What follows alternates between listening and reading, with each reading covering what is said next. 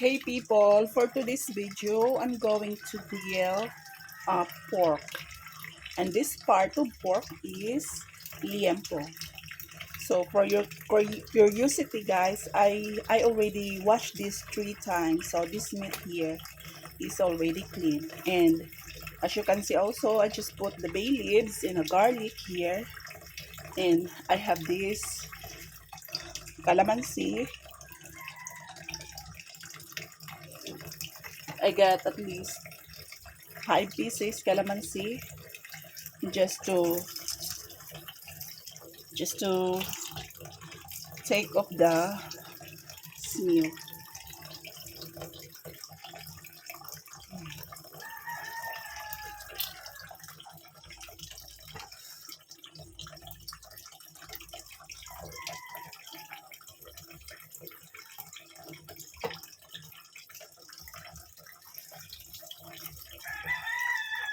So this is already clean guys because I washed this 3 times.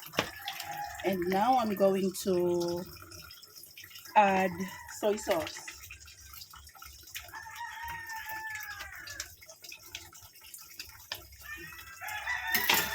This is the soy sauce here. Dadamihan ko lang. Yeah. Tapos vinegar, a little bit of vinegar.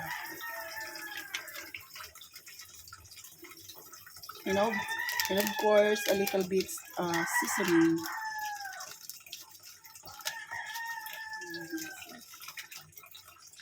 Mix, mikos-mikos lang po. Yan po.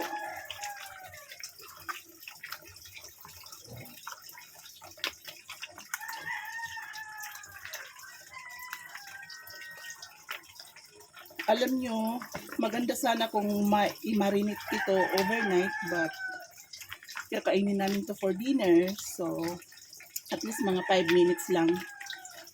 Okay na siguro.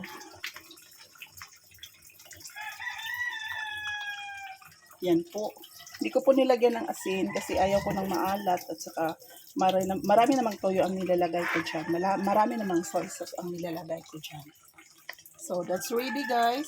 No, I have to marinate this for 5 minutes first. And now I'm going to prepare the charcoal.